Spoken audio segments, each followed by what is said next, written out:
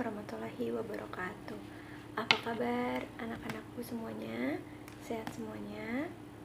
Baik, sebelum kita memulai pelajaran, kita membaca doa terlebih dahulu ya. Membaca doa menurut agama dan kepercayaan masing-masing. Berdoa dimulai.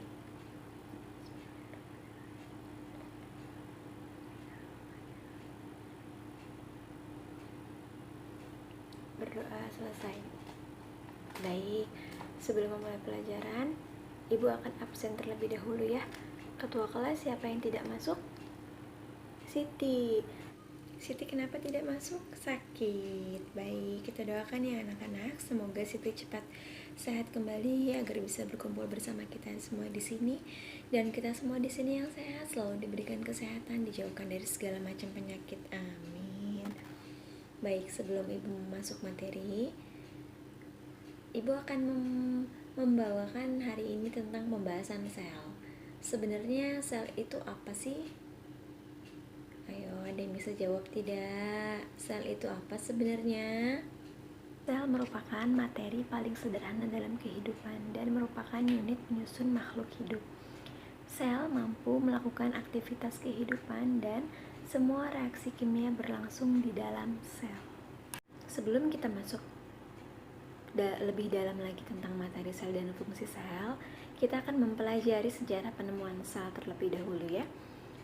Baik, awal tahun 1500-an ditemukannya lensa konveks dengan perbesaran 5 kali dari benda aslinya. Bu, kenapa sih kok kita harus mempelajari sejarah penemuan sel? Iya, karena sel ini tidak bisa dilihat dengan mata kita saja, tapi harus menggunakan mikroskop seperti itu ya. Selanjutnya 1959 pada tahun tersebut ditemukannya pertama kali mikroskop oleh Zacharias Janssen, dan pada tahun 1600-an lensa konveks terjadi 2 kali dari benda aslinya. Hanya saja kekurangannya terjadi pembelokan warna. Selanjutnya ada tokoh-tokoh yang menemukan sel atau tokoh-tokoh yang terlebih dahulu bereksperimen dalam mempelajari atau menemukan sel ini. Tokoh-tokoh tersebut ada Anthony van Leeuwenhoek, Marcelo Malpighi, Robert Hooke, dan Nehemia Grewe. Pada Anthony van Leeuwenhoek dari Belanda menggunakan mikroskop dan menemukan bakteri, sel darah merah, protozoa, dan spermatozoa.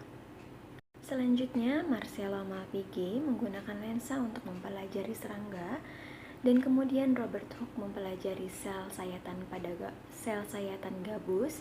Untuk Nehemia Grewe menuliskan buku ilustrasi mikroskopis anatomi tumbuhan. Tokoh selanjutnya yaitu Matheus Clayden dan Theodor Schwann mengajukan teori sel tumbuhan dan sel hewan berdasarkan pada observasi atau berdasarkan pada pengamatan. Tokoh selanjutnya Rudolf Virchow mengatakan teori sel yang baru dibentuk karena pembelahan sel sebelumnya. August Weismann menambahkan teori Rudolf Virchow yang berkaitan dengan teori Rudolf Virchow. Sel yang ada pada sekarang dapat membantu kita menemukan sel yang ada pada nenek moyang terlebih dahulu. Selanjutnya, struktur sel dan bagian-bagian sel. Struktur sel terdiri dari 3 komponen, yaitu membran sel, sitoplasma, dan organel sel. Membran sel yaitu dinding tipis paling terluar yang melindungi sitoplasma dan organel di dalamnya. Sitoplasma merupakan larutan air yang terdiri dari cairan-cairan yang cairan-cairan ini mengandung garam, ion, enzim, vitamin, gula, asam amino, dan asam lemak. Di dalam sitoplasma ini terdapat organel-organel seperti ribosom, mitokondria, retikulum endoplasma, vakuola, kloroplas, lisosom, sentrosom, mikrotubulus, dan peroksisom. Selanjutnya, sel tumbuhan dan sel hewan. Apa sih perbedaan sel hewan dan sel tumbuhan? Ya, kedua sel ini sebenarnya memiliki persamaan, seperti mempunyai organel membran sel, sitoplasma, nukleus, retikulum endoplasma. Hanya saja, untuk sel hewan tidak memiliki dinding sel. Yang memiliki dinding sel hanya sel tumbuhan saja. Dan sel hewan memiliki sentrosom dan lisosom, sedangkan sel tumbuhan tidak memiliki. Dan sel hewan tidak memiliki plastida, sedangkan sel tumbuhan memiliki plastida. Plastida itu organel tempatnya berfotosintesis. Cadangan makanan pada sel hewan glikogen dan lemak, sedangkan sel tumbuhan cadangan makanannya pati dan amiloid. Selanjutnya, dinding sel pada sel tumbuhan. Apa sih itu dinding sel? Fungsinya apa? Baik, dinding sel pada tumbuhan ini berfungsi melindungi sel tumbuhan dari pengaruh lingkungan luar.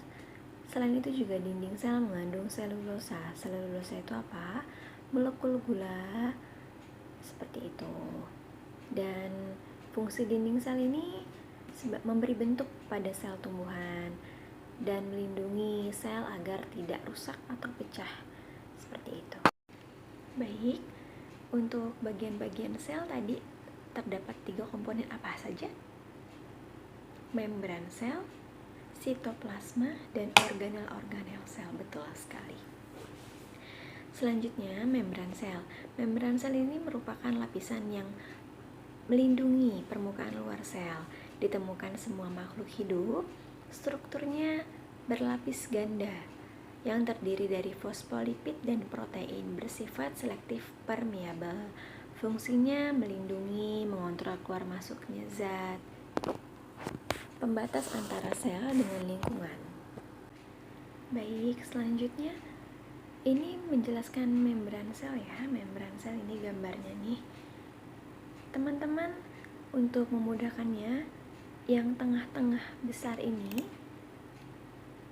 protein integral di tengah ya berarti, dan untuk bulat-bulat di atas ini fosfolipid kepalanya ini, dan yang bagian bawah dari bulatnya ini yang panjang seperti ini ekor fosfolipid. Dan untuk yang bulat di atas ini bersifat hidrofilik atau suka air. Untuk yang ekornya bersifat hidrofobik, fobia berarti takut air, seperti itu untuk memudahkannya ya.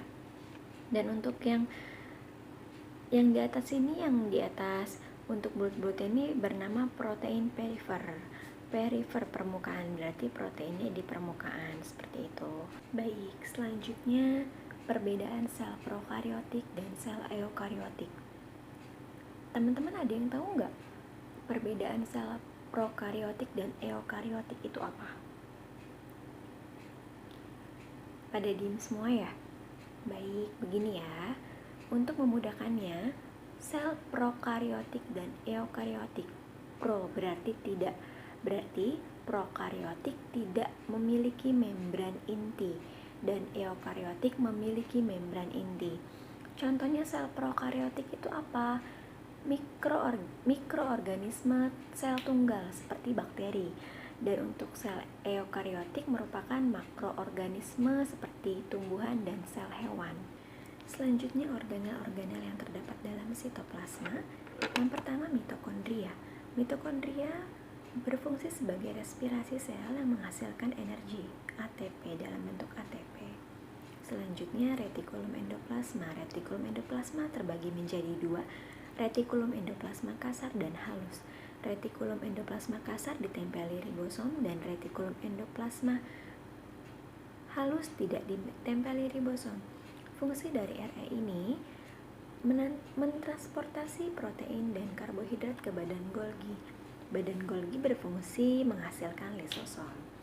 Lisosom yaitu organel sel yang menghancurkan sel-sel mati yang digantikan menjadi sel baru. Selanjutnya organel ribosom. Ribosom sebagai tempat sintesis protein. Selanjutnya sentrosom. Sentrosom merupakan organel pada sel hewan yang Proses saat pembelahan sel. Selanjutnya, vakuola berfungsi sebagai cadangan makanan.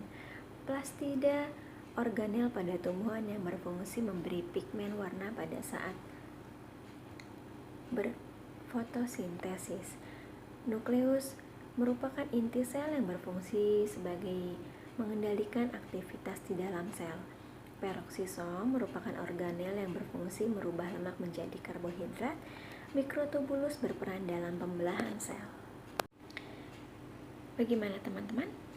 Sudah jelas apa yang Ibu sampaikan tadi tentang sel? Fungsi sel, bagian-bagian sel, struktur sel, perbedaan sel prokariotik dan eukariotik.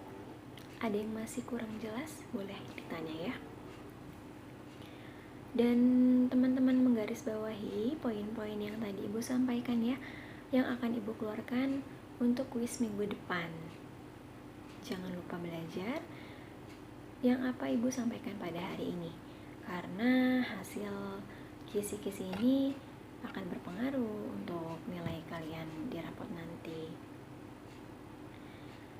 Dan kesimpulannya, sel merupakan unit terkecil dalam kehidupan. Tanpa adanya sel, kita tidak akan bisa berkembang dari bayi sampai saat ini. Dan sel itu bagaimana bisa hidup dengan kita mengkonsumsi makanan yang sehat agar proses sel di dalam tubuh kita maksimal, seperti itu. Dan untuk minggu depan teman-teman silakan belajar, akan Ibu adakan kuis. Sekian untuk pertemuan kali ini, sampai jumpa minggu depan. Akhir kalam, kurang lebihnya mohon maaf ya teman-teman. Assalamualaikum warahmatullahi wabarakatuh.